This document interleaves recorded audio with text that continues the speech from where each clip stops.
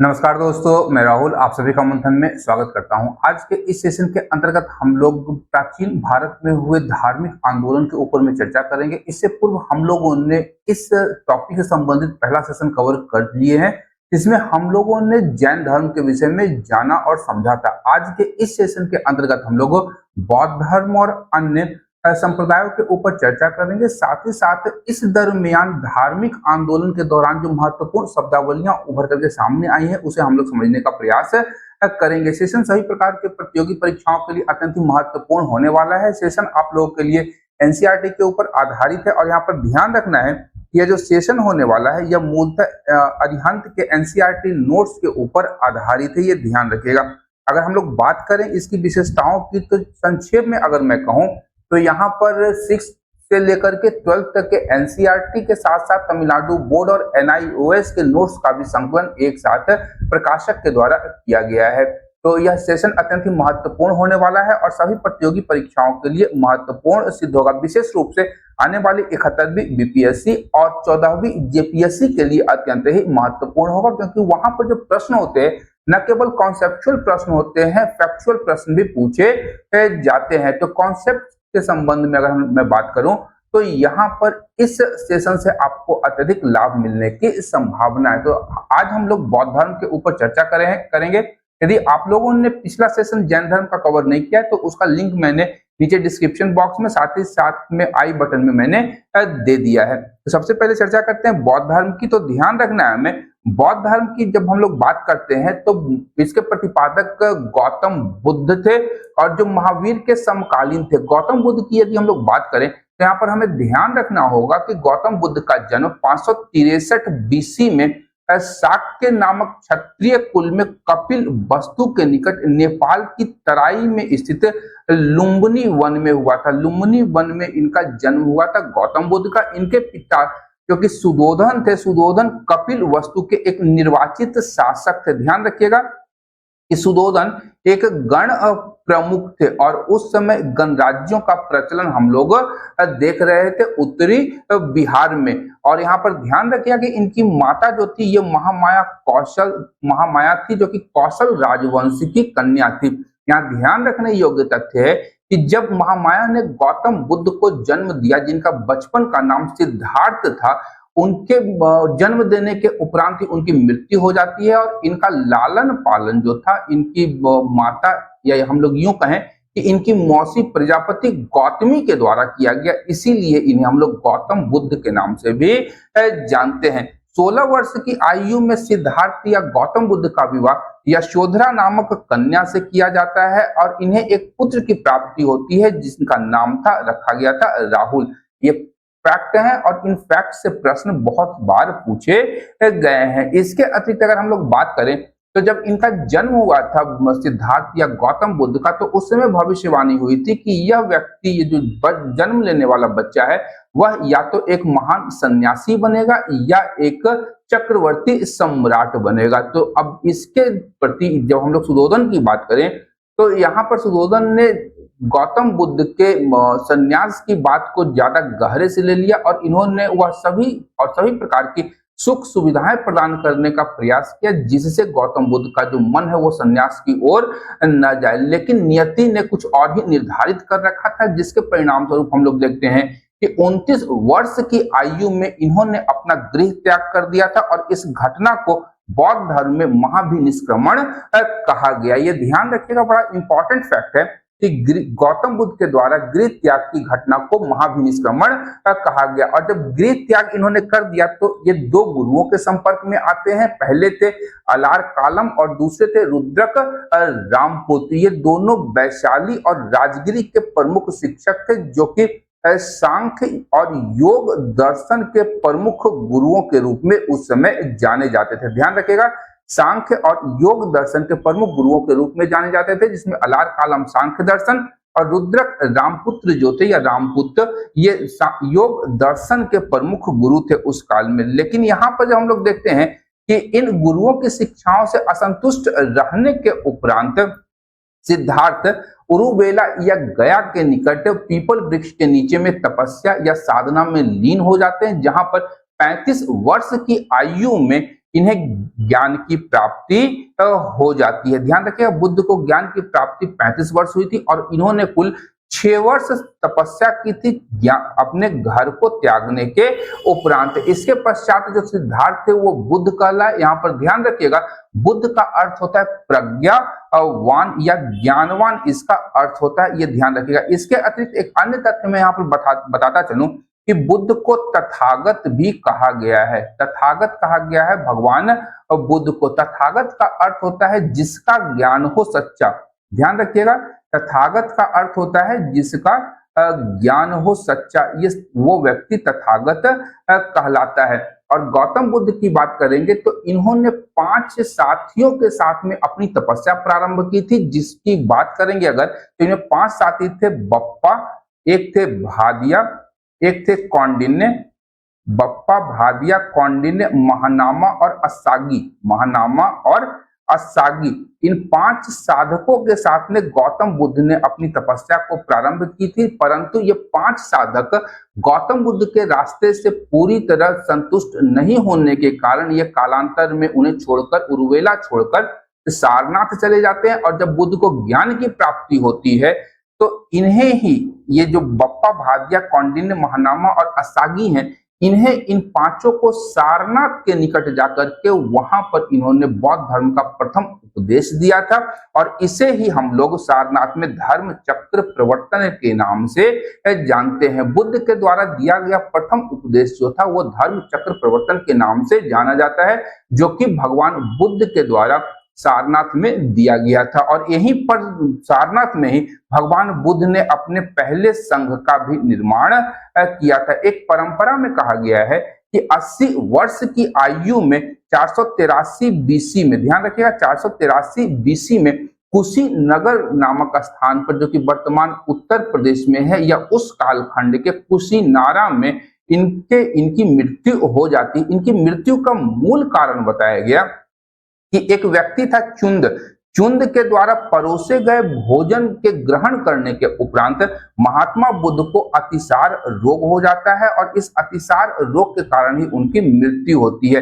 कुछ ऐतिहासिक ग्रंथों की अगर हम लोग बात करें तो उसमें लिखा गया है कि चुंद ने भगवान बुद्ध को सूकर मद्धव परोसा था। सूकर मद्धव का अर्थ कुछ इतिहासकारों के द्वारा सुअर का मांस लगाया गया, लेकिन कुछ इतिहासकारों का कहना है कि सुअर के बाड़े के पास में मिलने वाले मशरूम का भोजन चुंद ने गौतम बुद्ध को परोसा था, जो कि जहरीला मशरूम था, जिसके खाने की वजह से गौतम बुद्ध की मृत्यु हो जाती है। इस घटना को, गौतम बुद्ध की घटना को महापरिनिर्वाण कहा गया। यहाँ पर ध्यान रखने योग्य तथ्य है कि गौतम बुद्ध का जो अंतिम संस्कार था वह कुशीनारा के मल्ल शासकों के द्वारा किया गया था। यह ध्यान रखिएगा कि भगवान महावीर और भगवान गौतम बुद्ध जो थे, इन दोनों का अंतिम संस्कार मल्ल शासकों के द्वारा किया गया था। अब बात करते हैं यहाँ एक अन्य तथ्य की कि जब कुशीनारा में गौतम बुद्ध अपना निवास कर रहे थे तो उसी कालखंड में गौतम बुद्ध ने अपना अंतिम उपदेश जो है वह एक परिव्राजक थे, सुभक्ष परिव्राजक थे, सुभक्ष, जिन्हें गौतम बुद्ध ने अपना अंतिम उपदेश दिया था। यह भी बड़ा इंपॉर्टेंट फैक्ट है। तो महात्मा बुद्ध के जीवन वृत्त से संबंधित ये जो फैक्ट्स हैं ये विभिन्न प्रतियोगी परीक्षाओं में पूर्व में पूछे भी गए हैं और आगे पूछे जाने की बहुत सारी संभावनाएं बनी हुई है। अब बात करते हैं बौद्ध धर्म के सिद्धांत की। तो ध्यान रखिएगा कि गौतम बुद्ध ने एक सिद्धांत दिया था कि संसार दुखों से भरा हुआ है या संसार दुखमय है, और यह जो दुख है इसका मूल कारण है लोगों की इच्छा और उनकी लालसा। यदि इस इच्छा और लालसा को समाप्त कर दिया जाए तो दुख भी समाप्त हो पाता है। और अगर इच्छा और लालसा किसी व्यक्ति के जीवन में बनी हुई है तो वह दुख पाते हैं। यानी यदि लालसा और इच्छा पर विजय प्राप्त कर ली जाए तो वह व्यक्ति निर्वाण को प्राप्त कर लेगा। और निर्वाण का अर्थ बौद्ध धर्म में लगाया गया है जीवन और मरण के चक्र से मुक्ति। ये ध्यान रखिए, जन्म और मृत्यु के चक्र से मुक्ति को ही बौद्ध धर्म में निर्वाण कहा गया है। बौद्ध धर्म के आधारभूत या आर्य सत्यों की बात करेंगे तो यहाँ पर ध्यान रखिएगा बौद्ध धर्म में 4 आर्य सत्यों का उल्लेख किया गया है, जिसमें पहला है दुख, दुख समुदाय, दुख निरोध और दुख निरोध गामिनी प्रतिपदा। अब इसे हम लोग समझने का प्रयास करें कि भगवान बुद्ध ने कहा है कि संसार दुखों से भरा है और इस दुख का कारण क्या है, तो इच्छा या लालसा इस दुख का कारण है। इंसान के अंदर विभिन्न प्रकार की इच्छाएं और लालसाएं होती हैं, जिसे प्राप्त करने के चक्कर में वो हमेशा दुखों से घिरा हुआ रहता है। और इस दुख को समाप्त करने के लिए भगवान बुद्ध ने कहा कि इन दुखों को समाप्त भी किया जा सकता है। इच्छाओं और लालसाओं पर विजय प्राप्त करके इन दुखों पर विजय पाई जा सकती है और इसके लिए दुख के निरोध के लिए दुख निरोध गामिनी प्रतिपदा का उपाय भगवान बुद्ध ने बताया। और इसी दुख निरोध गामिनी प्रतिपदा के अंतर्गत भगवान बुद्ध ने अष्टांगिक मार्गों की चर्चा की है। यदि कोई व्यक्ति इन अष्टांगिक मार्गों के ऊपर चलता है तो उसका दुख समाप्त हो सकता है और जब दुख समाप्त हो जाएगा तो व्यक्ति निर्वाण की प्राप्ति कर सकता है। और यहाँ पर ध्यान रखिएगा कि अष्टांगिक मार्ग जो है इसकी चर्चा अगर हम लोग देखें तो यह ईसा पूर्व 3वीं सदी के आसपास एक ग्रंथ में इसकी चर्चा हमें प्राप्त होती है और इसमें 8 साधन बताए गए हैं। 8 साधन में सबसे पहला हमारा सम्यक दृष्टि, संकल्प, वाक, कर्मांत या कर्म, आजीव, सम्यक व्यायाम, सम्यक स्मृति और सम्यक समाधि। ये 8 मार्ग दिए गए हैं जो कि सभी सम्यक रूप में बताए गए हैं। और बौद्ध आचार संहिता की जब हम लोग बात करें तो इसमें मूल रूप से 5 मुख्य नियमों की चर्चा की गई है, जिसमें पहला था पराये धन का लोभ नहीं करना। यदि किसी व्यक्ति के पास में अत्यधिक धन है तो उसके धन से हमें लोभ नहीं करना चाहिए, हमें हिंसा नहीं करनी चाहिए, नशे का सेवन नहीं करना चाहिए, झूठ नहीं बोलना चाहिए और दुराचार से दूर रहना चाहिए। ये 5 आचार संहिता के मूल नियम है जो कि बौद्ध धर्म से संबंधित है। इसके अतिरिक्त अगर बात करें जो कि हमें बौद्ध दर्शन से प्राप्त होता है, बौद्ध दर्शन में बताया गया है कि विश्व क्या है, अनित्य है और यह लगातार परिवर्तित हो रहा है या बदल रहा है। साथ ही साथ जो संपूर्ण विश्व है वह आत्मा विहीन है, यहाँ पर कुछ भी शाश्वत या अस्थायी नहीं है। यानी अगर हम लोग बात करें संपूर्ण विश्व की समाप्ति हो सकती है, ऐसा बौद्ध धर्म में कहा गया है। बुद्ध के अंतिम उपदेश की बात करें तो यहाँ पर ध्यान रखना है हमें कि बुद्ध ने अपना अंतिम उपदेश दिया था कि तुम सब अपने लिए स्वयं ही ज्योति बनो और तुम्हें स्वयं ही अपनी मुक्ति का रास्ता ढूंढना होगा। बौद्ध धर्म के सिद्धांत की बात करेंगे तो बौद्ध धर्म के सिद्धांत को हम लोग प्रतीत समुत्पाद के रूप में जानते हैं या इसे हम लोग कार्य कारण के सिद्धांत के रूप में भी इसे समझ सकते हैं। कोई भी कार्य तभी संपन्न होता है जब उसके पीछे कोई कारण हो, इसे ही प्रतीत समुत्पाद बोला गया है और इसे हम लोग क्षण भंगुरवाद भी कहते हैं। क्षण भंगुरवाद और प्रतीत समुत्पाद बौद्ध दर्शन के मूल तत्व है।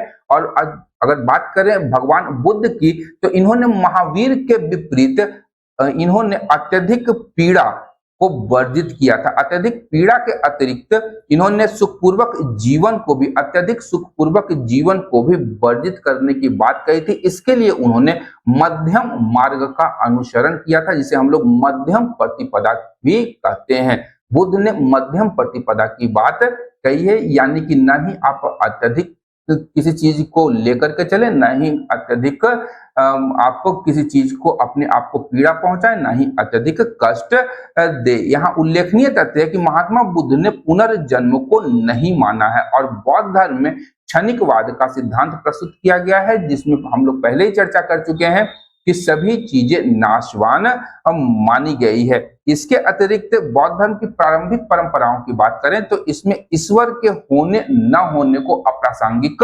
माना गया है और बुद्ध ने कहा है कि अपने व्यक्तिगत प्रयासों से सामाजिक बदलाव किया जा सकता है। वो सामाजिक बदलाव के पक्षधर थे जिसमें कि व्यक्तिगत प्रयास महत्वपूर्ण है।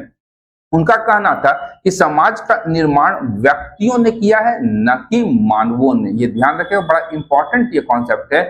बुद्ध का कहना था कि समाज का निर्माण व्यक्तियों ने किया है, न कि ईश्वर ने। यहाँ कहीं ना कहीं हम लोग देखते हैं कि अप्रत्यक्ष तौर पर भगवान बुद्ध जो है उस समय प्रचलित सामाजिक व्यवस्था का विरोध करते हुए दिखाई देते हैं। अब बात करें बौद्ध संगतियों की, जो कि प्रत्येक एग्जाम के लिए महत्वपूर्ण होता है।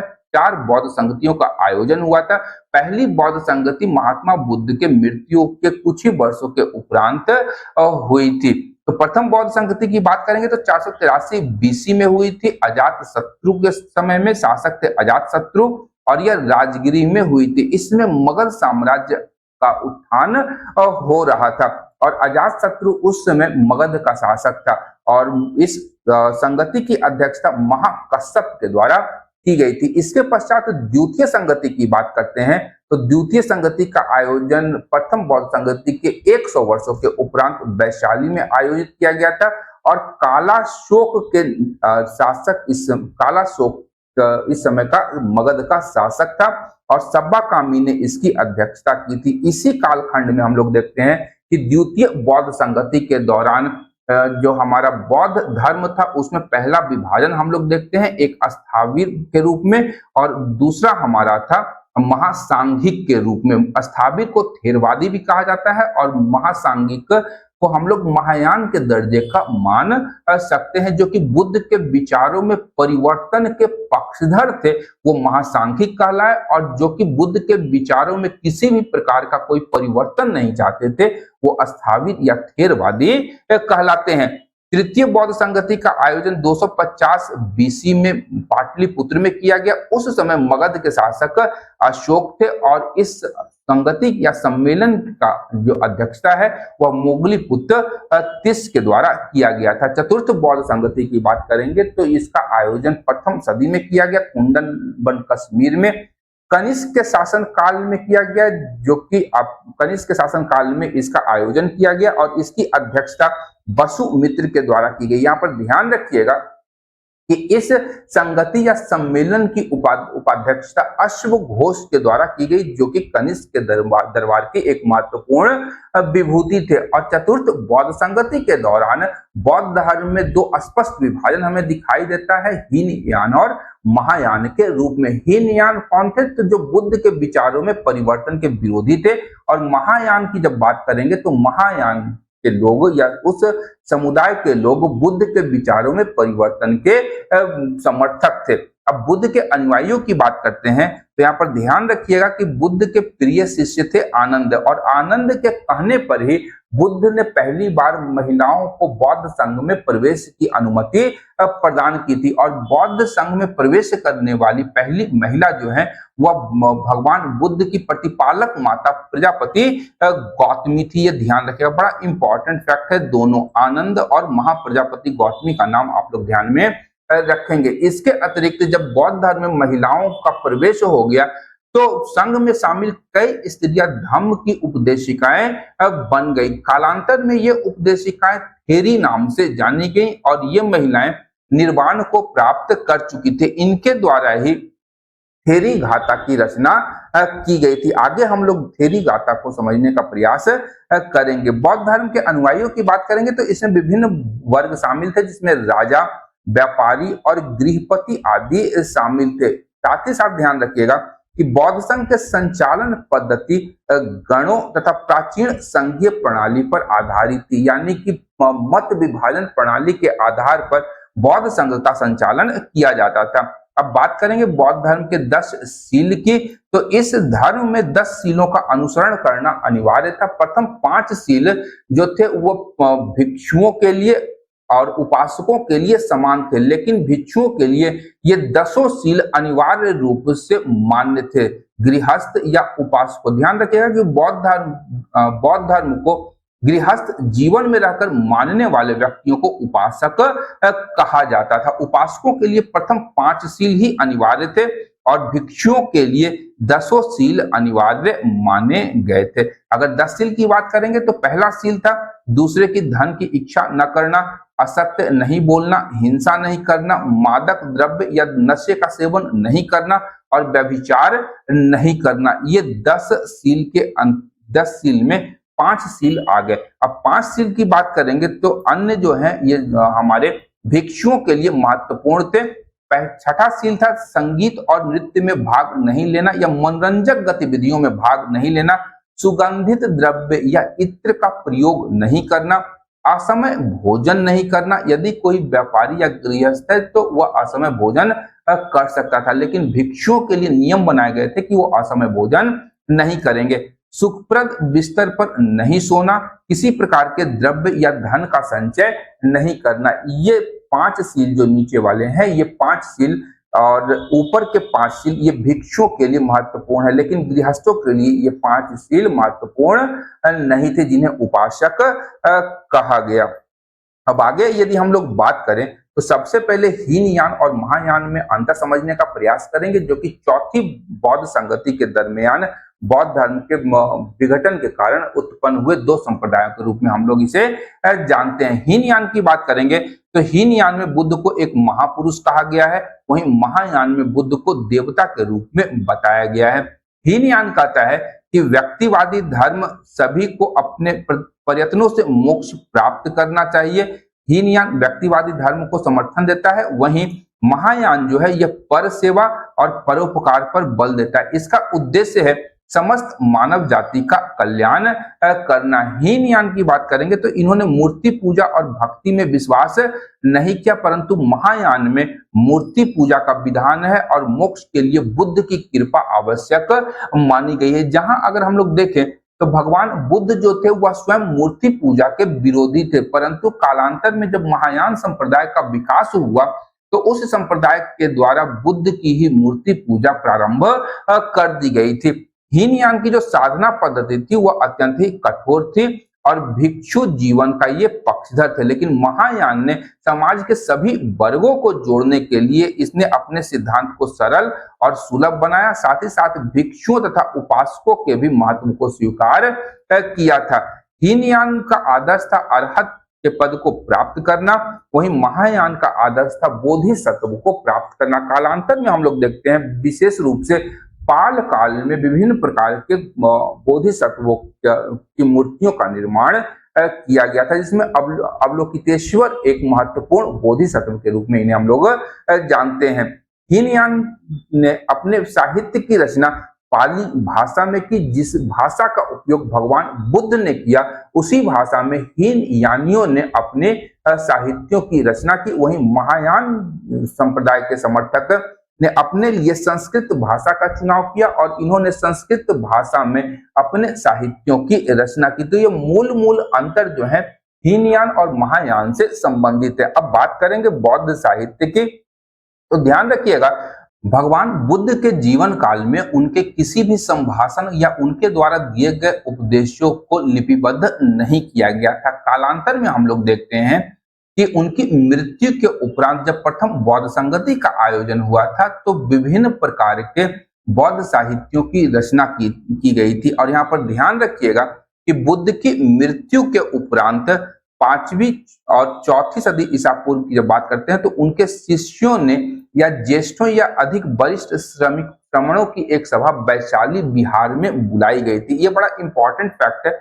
और बीपीएससी के लिए ये महत्वपूर्ण हो सकता है। यही वैशाली की सभा की बात करेंगे तो बुद्ध की शिक्षाओं का पहली बार संकलन किया गया था। और इन संकलनों की जब हम लोग बात करते हैं तो इसे त्रिपिटक के रूप में या भिन्न प्रकार के ग्रंथों की रखने की 3 टोकरियों, पिटक यानी पिटारी या टोकरी के रूप में भी इसे संदर्भित किया जाता है। और त्रिपिटकों के अंतर्गत हम लोग देखते हैं कि तीनों बुद्ध के जितने भी उपदेश थे, भाषण थे, उनके विचार थे, उनको सूचीबद्ध करने का प्रयास किया गया। 3 पिटकों में शामिल कौन कौन है तो विनय पिटक, सुत्त पिटक और अभिधम्म पिटक। त्रिपिटक की बात करेंगे तो इसे पहली बार मौखिक रूप से सभी भिक्षुओं को बताने का प्रयास किया गया था, परंतु बाद में इसे लिपिबद्ध किया गया और विषय और लंबाई के अनुसार इसका वर्गीकरण किया गया। यहाँ पर ध्यान रखिएगा जब पहली बौद्ध संगति का आयोजन हुआ था तो उस संगति में 2 शिष्यों का नाम याद रखिएगा, एक आप उपाली और दूसरा आनंद। उपाली के द्वारा विनय पिटक का पाठ पहली बार किया गया था, ये ध्यान रखिएगा। और आनंद ने इस बौद्ध संगति, प्रथम बौद्ध संगति में सुत्त पिटक का पाठ किया था, ये ध्यान रखिएगा। सुत्त पिटक और बौद्ध पिटक सुत्त पिटक और विनय पिटक का जो पाठ है वह क्रमशः आनंद और उपाली के द्वारा किया गया था। यहाँ पर ध्यान रखना है कि विनय पिटक की बात करेंगे तो विनय पिटक में संघ या बौद्ध मठों में रहने वाले लोगों या भिक्षुओं के लिए नियमों का संग्रह है, अनुशासन के नियमों से संबंधित है विनय पिटक। वही सुत्त पिटक की बात करेंगे तो इसमें बुद्ध की शिक्षाओं का संकलन किया हुआ है। और अंतिम पिटक जिसे हम लोग अभिधम्म पिटक के नाम से जानते हैं, इसमें बौद्ध धर्म से जुड़े हुए विभिन्न प्रकार के दर्शन से जुड़े हुए जो भी विषय हैं उनका वर्णन किया गया है। और कालांतर में इन पिटकों पर विभिन्न बौद्ध विद्वानों ने अपनी अपनी टीकाएं लिखी हैं। और इसके पश्चात अगर हम लोग बात करें तो जब बौद्ध धर्म श्रीलंका जैसे नए देशों में गया जिसमें अशोक ने अपनी महत्वपूर्ण भूमिका निभाई थी, तब वहां पर दीप वंश, ध्यान रखिए हम लोग हमेशा पढ़ते हैं दीप वंश, दीप वंश में द्वीप का इतिहास लिखा गया है और महावंश में महान इतिहास की रचना श्रीलंका में की गई थी। और यहाँ पर इसी कालखंड से दीप वंश और महावंश में हम लोग बौद्ध धर्म और विशेष रूप से मौर्य वंश की चर्चा भी हम लोग इसमें देखते हैं। कालांतर में जो हम लोग देखते हैं कि जब पूर्व एशिया में बौद्ध धर्म का विस्तार हुआ तो वहां से विभिन्न यात्री जो है वो भारत आते हैं बौद्ध धर्म से संबंधित ग्रंथों के संकलन और उनका कलेक्शन करने के लिए आते हैं, जिसमें फाहियान और वेनसांग के नाम उल्लेखनीय रूप से लिए जा सकते हैं। यहाँ पर मातंग जातक की चर्चा की गई है जिसकी रचना पाली भाषा में की गई है। इसमें बोधिसत्व या पूर्व जन्म में बुद्ध को चांडाल के रूप में चित्रित किया गया है। ये ध्यान रखिएगा, बड़ा इंपॉर्टेंट फैक्ट है, आपसे प्रश्न पूछा जा सकता है कि किस जातक में बुद्ध को पूर्व जन्म में चांडाल के रूप में चित्रित किया गया है, तो ये आपका मातंग जातक हो जाएगा। बौद्ध धर्म के प्रसार की बात करेंगे तो यहाँ पर ध्यान रखना है बौद्ध धर्म में ईश्वर और आत्मा की सत्ता को स्वीकार नहीं किया गया था। और उस कालखंड में जब ईश्वर और आत्मा को स्वीकार किया गया था तो यह जो सिद्धांत था अपने आप में एक क्रांतिकारी सिद्धांत या क्रांतिकारी विचारधारा के रूप में उभर करके सामने आती है। इस धर्म ने सभी वर्णों और जाति के लोगों को समान स्थान दिया, जैसा कि जैन धर्म में हम लोगों ने पूर्व में देखा है। इसके अतिरिक्त स्त्रियों को भी संघ में प्रवेश का अधिकार दिया गया और उन्हें पुरुषों की बराबरी प्राप्त होती थी। इनके जो उपदेश थे वो मूल रूप से जनसाधारण की भाषा पाली में दी जाती थी। अब यहाँ पर दो चीजें आप लोगों को ध्यान में रखना होगा। उस कालखंड में जब भगवान महावीर और बुद्ध दोनों थे तो पाली और प्राकृत ज्योति आम बोलचाल की भाषा मानी जाती थी। तो पाली की जब बात करेंगे तो ध्यान रखिएगा कि पाली अपनाने से ही बौद्ध धर्म के प्रचार को बल मिला और जैन धर्म के जो उपदेशक थे उन्होंने प्राकृत भाषा का चुनाव किया था। बौद्ध संघ में शामिल होने के बाद उसके सदस्यों को इंद्रिय निग्रह, अपरिग्रह और श्रद्धा का संकल्प लेना पड़ता था। बौद्ध धर्म के 3 प्रमुख अंग या त्रिरत्नों की बात करेंगे तो इसमें बुद्ध धम्म और संघ, ध्यान रखिएगा बुद्ध धम्म और संघ ये बौद्ध धर्म के त्रिरत्नों के रूप में जाने जाते थे। और बुद्ध के निर्वाण के 200 वर्षों के उपरांत हम लोग देखते हैं कि सम्राट अशोक ने बौद्ध धर्म ग्रहण किया था और इनके ही प्रयासों से बौद्ध धर्म का प्रचार प्रसार न केवल मध्य एशिया अपितु पश्चिमी एशिया और श्रीलंका में भी इसका विस्तार होता है। और सम्राट अशोक के प्रयासों से ही बौद्ध धर्म एक वैश्विक धर्म के रूप में उभर करके सामने आता है। अब यहाँ पर बौद्ध धर्म के पतन के कारणों को समझने का प्रयास करें तो यहाँ पर ध्यान रखिएगा कि जब बौद्ध धर्म का विकास होता है तो कालांतर में उसमें वैदिक कर्म कांडों को भी अपना लिया गया था, क्योंकि बहुत सारे लोग बौद्ध धर्म को छोड़ करके फिर से वो वापस वैदिक धर्म की ओर जा रहे थे। तो यहाँ पर बौद्ध मतावलंबियों ने एक नए संप्रदाय के रूप में वैदिक कर्मकांडों को भी अपनाया और इन्होंने जन साधारण की भाषा पाली को छोड़ करके संस्कृत भाषा को अपना लिया, जो इसके पतन के मूल कारणों में से एक माना जाता है। 7वीं सदी आते आते हम लोग देखते हैं कि बौद्ध बिहार में विलासी लोगों का प्रभुत्व बढ़ता गया और उनके कार्यों का, विलासितापूर्ण कार्यों का केंद्र बनता चला गया। गौतम बुद्ध ने विलासी लोगों के प्रवेश और विलासितापूर्ण कार्यों का कड़ाई से विरोध करने का प्रयास किया था और बौद्ध धर्म के इस नए रूप को हम लोग वज्रयान के रूप में जानते हैं, जिसमें तांत्रिक कर्मकांडों की भी प्रधानता बनी गई थी। और वज्रयान का मूल रूप से अगर हम लोग विकास देखते हैं तो यह पाल काल के दौरान इसका विकास हम लोग अधिकांश रूप से देख पाते हैं। बुद्ध ने अपने शिष्य आनंद को एक बात कही थी। जब आनंद ने बुद्ध को कहा कि संघ में महिलाओं के प्रवेश की अनुमति होनी चाहिए, तो बुद्ध ने अपने शिष्य आनंद से कहा कि यदि बिहारों में स्त्रियों का प्रवेश न हुआ होता तो यह धर्म 1000 वर्ष टिकता, लेकिन जब स्त्रियों को प्रवेशाधिकार दे दिया गया तो यह धर्म केवल 500 वर्ष ही रहेगा। यह बुद्ध ने कहा था और बुद्ध की कही हुई बात सत्य प्रतीत होती हुई दिखाई देती है। इसके उपरांत कई परवर्ती शासक ऐसे हुए जिन्होंने बौद्ध धर्म को समर्थन नहीं दिया, अपितु उस पर प्रहार करने का प्रयास किया, जिसमें दो प्रमुख शासकों के नाम हम लोग ले सकते हैं। एक थे पुष्यमित्र शुंग। पुष्यमित्र शुंग के अतिरिक्त शैव संप्रदाय के समर्थक शासक हुण राजा मिहिर कुल ने बुद्ध या बौद्ध धर्म का विरोध किया। इसके अतिरिक्त गौड़ वंशीय शासक, गौड़ जो कि बंगाल था, गौड़ वंश के शासक या गौड़ के शासक शशांक ने तो बोध गया के पीपल वृक्ष या बोधि वृक्ष को ही कटवा दिया था, जिसके नीचे बुद्ध को ज्ञान की प्राप्ति हुई थी। अब यहाँ पर एक फैक्ट मैं वहां पे भूल गया था बोलने के लिए आप लोगों को, यहाँ पे मैं बता दूं कि जो बुद्ध को ज्ञान की प्राप्ति हुई थी इसी पीपल वृक्ष के नीचे प्राप्त हुई थी और इस वृक्ष को बोधि वृक्ष कहा गया। साथ ही साथ जो नदी थी वह निरंजना नदी के किनारे वैशाख पूर्णिमा के दिन में भगवान बुद्ध को ज्ञान की प्राप्ति हुई थी। इसके अतिरिक्त चीनी यात्रियों ने लिखा है कि उस कालखंड में लगभग 1600 स्तूप और विहार को तोड़ दिया गया और हजारों भिक्षुओं और उपासकों का वध इन शासकों विशेष रूप से शशांक, मिहिरकुल और पुष्यमित्र शुंग के द्वारा किया गया। लेकिन यहाँ पर ध्यान रखिएगा कि ये जो पतन के कारण है ये कहीं न कहीं बौद्ध धर्म के प्रमुख यात्रियों के द्वारा लिखे गए हैं, जिसमें अतिशयोक्ति भी हो सकती है। आगे पढ़ते हैं, बौद्ध धर्म का प्रभाव किस प्रकार से पड़ा हमारे समाज पर। तो संघ में कर्जदारों का प्रवेश वर्जित हो गया, जिसके परिणाम स्वरूप जो महाजन या धनवान थे उनको लाभ प्राप्त हुआ, इन्हें संघ का सदस्य बनाया गया।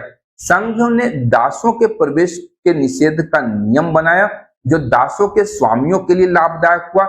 बौद्ध धर्म में स्त्रियों और शूद्रों के लिए अपने द्वार खोलकर के समाज में अपना गहरा प्रभाव स्थापित करने का प्रयास किया। साथ ही साथ बौद्ध धर्म ने अहिंसा और जीव मात्र के प्रति दया भाव उत्पन्न करके देश में पशुधन की वृद्धि भी की थी, जो कि वैश्यों के लिए और किसानों के लिए लाभदायक सिद्ध हुई थी। प्राचीन बौद्ध ग्रंथ सुत्त निपात की बात करेंगे तो उसमें गाय को अनंदा, वनदा और सुखदा कहा गया है। अनंदा यानी भोजन देने वाली, वनदा रूप देने वाली, सुखदा और सुख देने वाली कहा गया है। आरंभिक पाली साहित्यों की अगर बात करेंगे तो इसे 3 कोटियों में विभाजित किया गया है।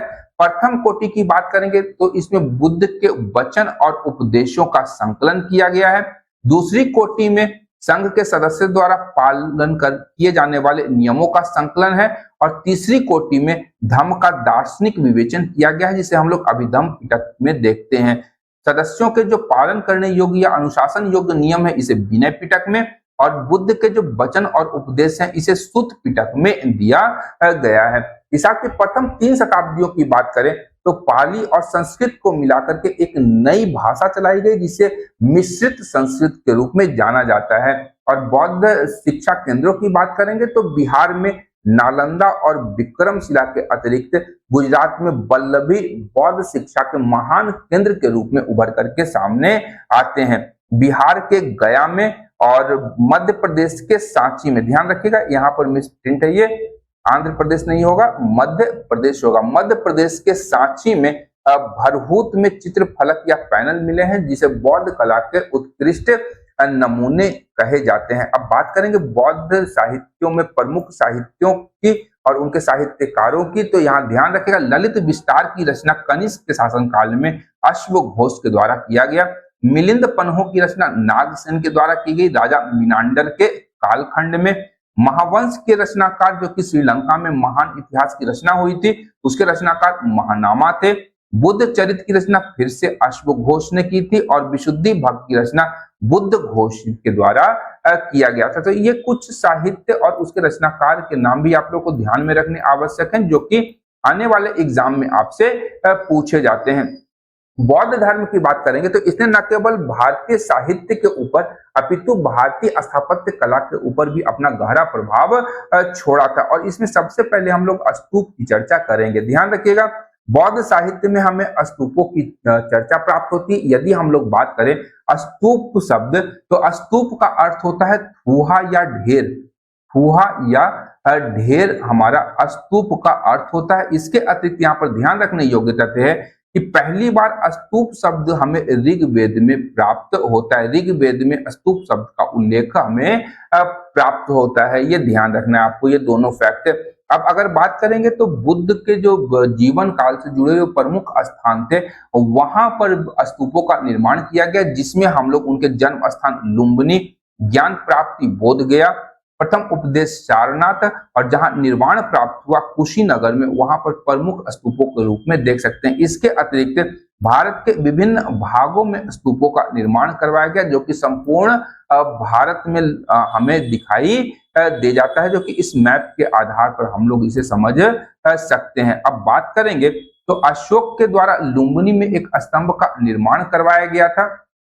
लुम्बिनी में, और यहाँ पर ध्यान रखिएगा कि जब लुम्बिनी की यात्रा की थी अशोक ने, तो उस कालखंड में लुम्बिनी या उसकी जो टैक्सेशन थे रुमिनदेई में, उसने कर की दरों को घटा दिया था। तो यहाँ पर ध्यान रखना है कि मौर्य काल में टैक्सेशन के विषय में जानकारी हमें इसी लुम्बिनी के एक स्तंभ या शिलालेख से हमें प्राप्त हो जाती है। स्तूप की बात करेंगे तो स्तूप का चर्चा हम लोग पहले ही कर चुके हैं। या इसका अर्थ थुआ या ढेर होता है, संस्कृत का शब्द है, पहला उल्लेख ऋग्वेद में मिला है।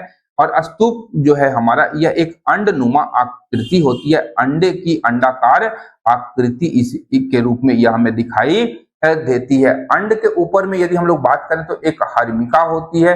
हर्मिका के अंदर में बात करेंगे, यह छज्जो जैसा क्या है, एक स्ट्रक्चर है, और हर्मिका को देवताओं का घर माना जाता है, देवताओं के घर का प्रतीक माना जाता है। हर्मिका की एक संरचना होती है जो उसके अंदर होती है, इसे यष्टि कहा जाता है, जिस पर एक छतरी लगी होती है। इस टीले के चारों ओर एक वेदिका होती है, वेदिका जिसे हम लोग वॉल के रूप में जानते हैं, ये ध्यान रखिएगा।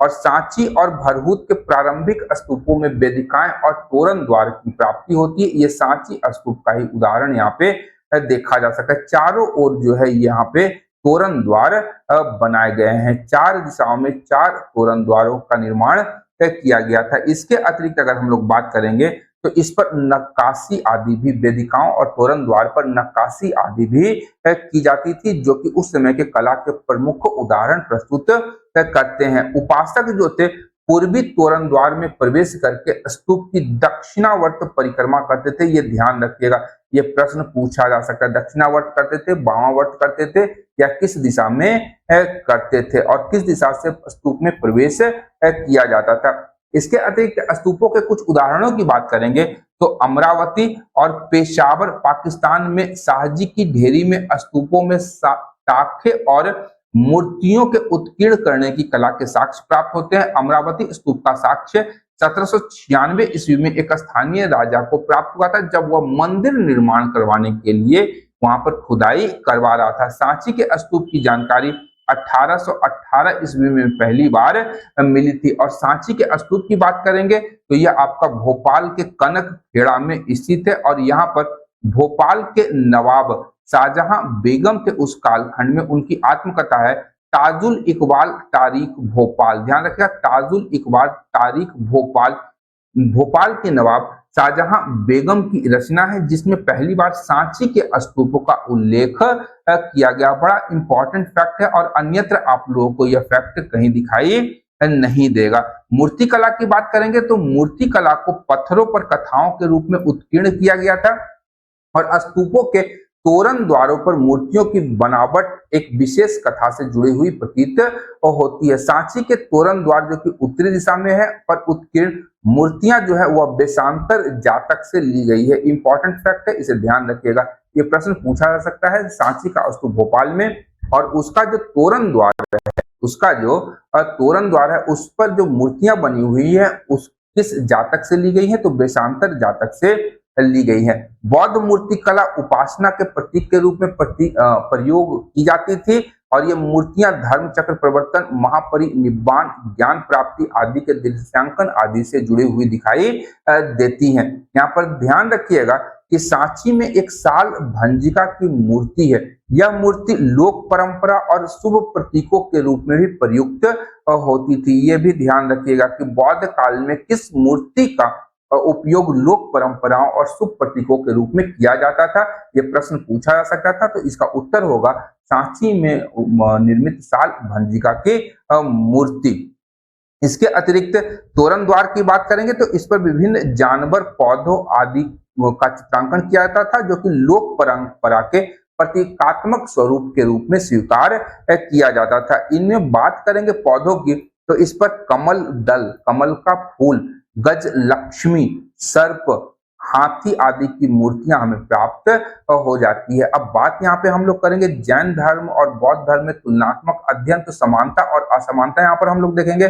सबसे पहले समानता की बात करें तो जैन और बौद्ध धर्म दोनों के संस्थापक क्षत्रिय कुल के थे। ध्यान रखिएगा, दोनों क्षत्रिय कुल के थे। भगवान महावीर जात्रिक कुल के और भगवान बुद्ध शाक्य कुल के से संबंधित थे और दोनों ने ब्राह्मणवादी संस्कार, वेदों की प्रामाणिकता, यज्ञ और ईश्वर के अस्तित्व को अस्वीकार किया था। ये चारों चीजें में दोनों धर्मों के अंतर्गत समानता दिखाई देती है। वहीं दोनों धर्मों ने कर्म और पुनर्जन्म के सिद्धांत को स्वीकार किया था और इन्होंने सामान्य जन की भाषा पाली और प्राकृत में अपने उपदेश दिए थे। इन धर्मों ने जाति प्रथा और स्त्री पुरुष के मध्य असमानता की निंदा की और सभी के लिए अपने धर्मों के प्रवेश द्वार खोल दिए थे।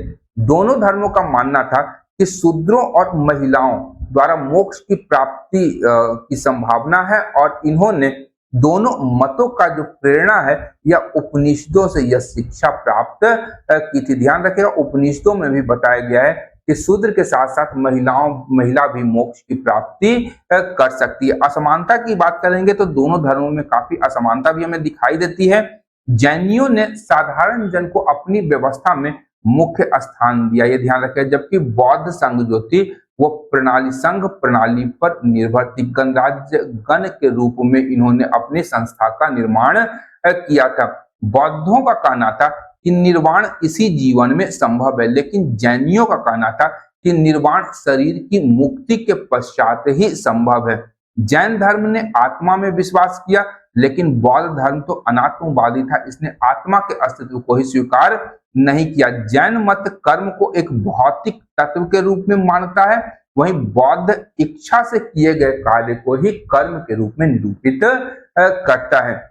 महात्मा बुद्ध की बात करेंगे तो इन्होंने मध्यम मार्ग या मध्यम प्रतिपदा का उपदेश दिया और वे मोक्ष के लिए कठोर साधना और काया क्लेश में विश्वास नहीं रखते थे, जिसमें जैन धर्म के मतावलंबी या महावीर के द्वारा ये विश्वास व्यक्त किया गया था कि मोक्ष की प्राप्ति कठोर साधना और काया क्लेश के उपरांत ही किया जा सकता है। महावीर ने बुद्ध की अपेक्षा अहिंसा और अपरिग्रह पर अत्यधिक बल दिया था। काया क्लेश की बात करेंगे, अहिंसा और अपरिग्रह पर महावीर ने बुद्ध से ज्यादा बल दिया था। अब बात करेंगे यहाँ पर महात्मा बुद्ध ने, तो इन्होंने जाति व्यवस्था जैसी सामाजिक कुरीतियों के ऊपर प्रबल शब्दों में खंडन किया, जबकि महावीर के विचार सामाजिक विषयों में ब्राह्मण व्यवस्था से साम्यता रखते थे। ये मूल अंतर जो है, कॉन्सेप्चुअल अंतर, ये आपको यहाँ से प्राप्त हो जाएंगे, जो कि किसी भी प्रतियोगी परीक्षा में पूछे जा सकते हैं, विशेष रूप से सिविल सर्विसेज एग्जामिनेशन से संबंधित। अब बात करेंगे बौद्ध धर्म के उपरांत 6ठी शताब्दी ईसा पूर्व में प्रचलित अन्य धार्मिक आंदोलनों की, तो इसमें मूल रूप से हम लोग आजीवक और यदीक्षावादी भारत के प्रमुख आंदोलन के रूप में देखेंगे, जिसे कि प्रमुख विधर्मी आंदोलन के रूप में भी जाना जाता है। आजीवक संप्रदाय की बात करेंगे तो आजीवक संप्रदाय के जो प्रवर्तक थे वो मखल्ली पुत्र गोशाल थे, ये ध्यान रखिएगा, और ये पूर्व में वर्धमान महावीर के शिष्य थे, ये भी ध्यान रखिएगा। ये प्रश्न बराबर पूछा जाता है कि कौन वर्धमान महावीर के शिष्य थे, तो वो थे मखल्ली पुत्र गोशाल। इन्होंने कहा कि ब्रह्मांड में प्रत्येक वस्तु भाग्य और नियति के द्वारा निर्धारित है, यानी कोई भी काम हो रहा है तो वह आपके भाग्य के अनुसार हो रहा है या वह आपकी नियति थी, इसीलिए यह कार्य हुआ था। इसीलिए इस आजीवक संप्रदाय को नियतिवाद और भाग्यवाद के रूप में भी जाना जाता है। यह संप्रदाय भाग्यवाद, कर्म और अति अकर्मण्यता पर विश्वास रखता था। मौर्य वंश की बात करेंगे तो मौर्य वंश का शासक बिंदुसार आजीवक संप्रदाय का अनुयायी था और इसी के कालखंड में हम लोग देखते हैं कि आजीवक संप्रदाय का विकास भी सर्वाधिक हुआ था। यह दीक्षावाद दूसरा संप्रदाय है और इसके प्रमुख प्रवर्तक के रूप में हम लोग अजित केश कम्बलिन को जानते हैं, जो कि 6वीं शताब्दी ईसा पूर्व के एक प्रसिद्ध भारतीय दार्शनिक थे और इन्हें भारतीय भौतिकवाद का प्रारंभिक प्रस्तावक भी माना जाता है। इनका मानना था कि मृत्यु के पश्चात जो है वह जीवन नहीं है, ये दीक्षावाद से संबंधित है। इसके उपरांत भागवत धर्म की बात करेंगे।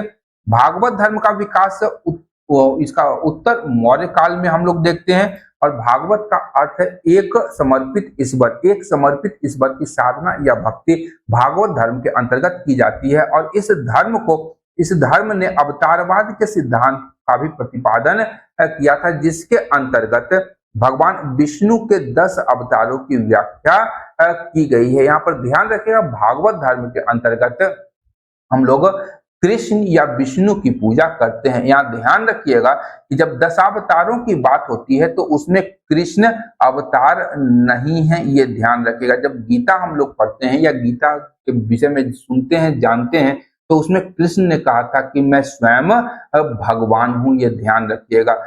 कृष्ण जो है वो विष्णु के रूप है, न कि अवतार है। मत्स्य पुराण की बात करेंगे तो मत्स्य पुराण में 10 अवतारों का वर्णन किया गया है, लेकिन यहाँ पर यदि हम लोग देखें तो एक राम के पश्चात कृष्ण को अवतार के रूप में दिखाया गया है, लेकिन मत्स्य पुराण में कृष्ण के स्थान पर बलराम को विष्णु का अवतार बताया गया है। पहले अवतार की बात करेंगे तो ध्यान रखिएगा, मत्स्य, उसके पश्चात कुर्म, वराह, नरसिंह, वामन, परशुराम, राम, कृष्ण, बुद्ध और कल्कि। कृष्ण के स्थान पर बलराम को यहाँ निरूपित आप लोग करेंगे, जो कि मत्स्य पुराण के ऊपर आधारित है।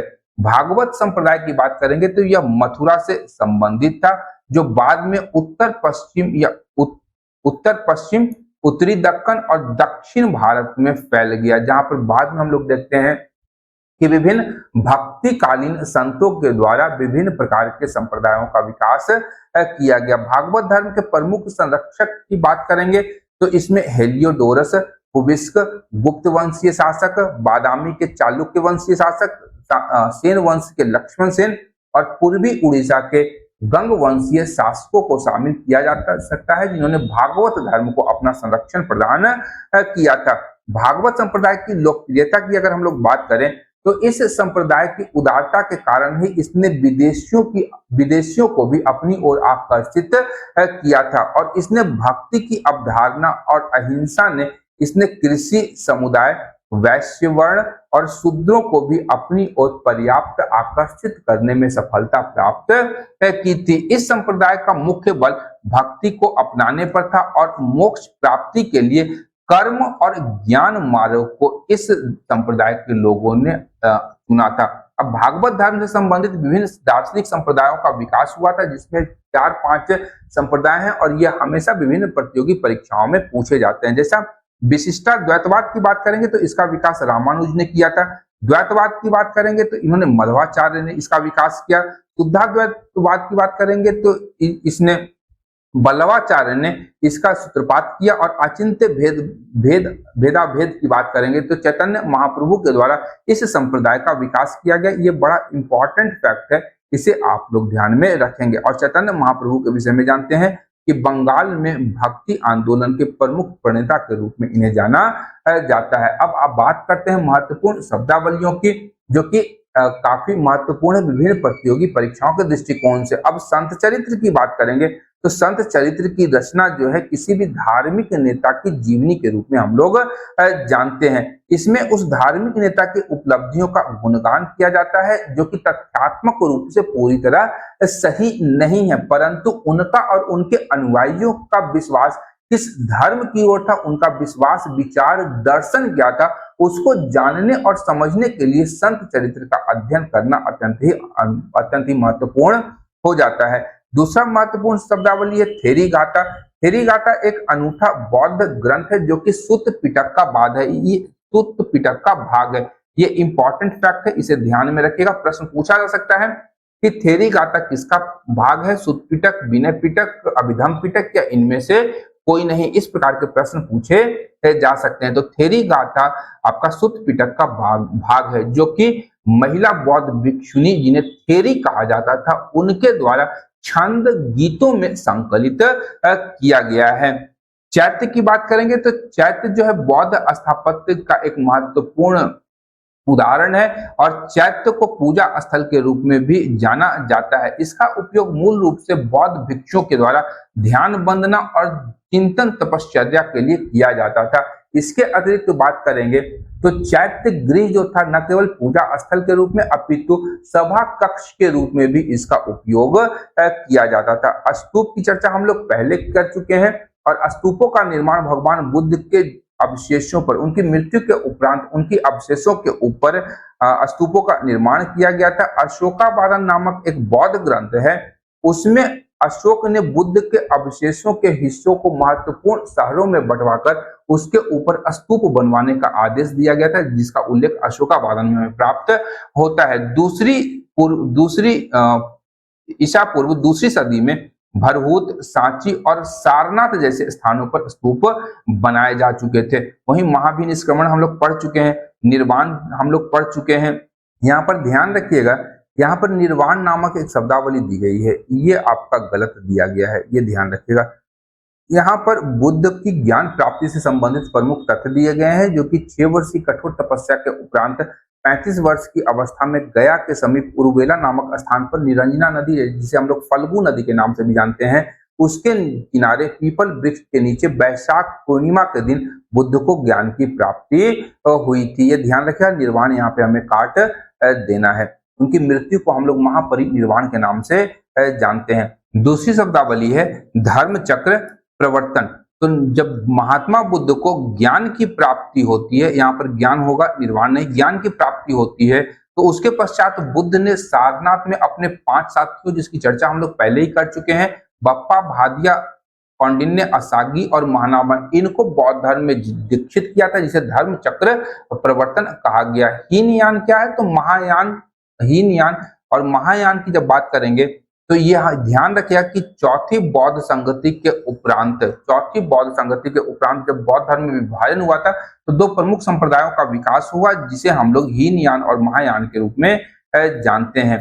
और थेरवादी की बात करेंगे तो पुराने तक प्रतिष्ठित शिक्षकों, थेरों के रास्तों पर चलने वालों को थेरवादी भी कहा गया, जो कि प्राचीन शिक्षक थे। और थेरवादी या इसे अस्थाविर भी कहा गया। अस्थाविर और महासांघिक के रूप में बौद्ध धर्म में पहला विभाजन हम लोग द्वितीय बौद्ध संगति में देखते हैं, जिसकी चर्चा हम लोग पूर्व में ही संगति के दौरान कर चुके हैं। जेंद अवेस्ता की बात करेंगे तो जेंद अवेस्ता ईरानी पैगंबर थे जरथुस्त्र, उनकी शिक्षाओं का संकलन है और उनकी शिक्षा में सद्विचार, सद्वचन और सद्कार्य शामिल हैं। ये ध्यान रखिएगा, जेंद अवेस्ता और वैदिक ग्रंथ ऋग्वेद में आश्चर्यजनक समानता हमें दिखाई देती है। इसके उपरांत कुछ प्रमुख तिथियां दी गई हैं यहाँ पे, तो यहाँ पर ध्यान रखिएगा कि प्रारंभिक वैदिक काल, उत्तर वैदिक परंपरा, ये सब इसमें हम लोग देख रहे हैं। उपनिषद काल या जैन बौद्ध धर्म 6वीं शताब्दी ईसा पूर्व। आरंभिक स्तूप का निर्माण जो है वो हम लोग देखते हैं लगभग 3वीं शताब्दी ईसा पूर्व में देखते हैं।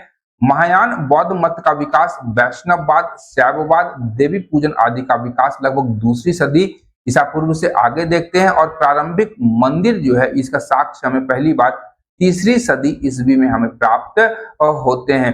अतिरिक्त तथ्यों की बात करेंगे जो कि तमिलनाडु बोर्ड और NIUS से लिए गए हैं। इसमें भगवती सूत्र एक प्रमुख जैन ग्रंथ के रूप में बताया गया है।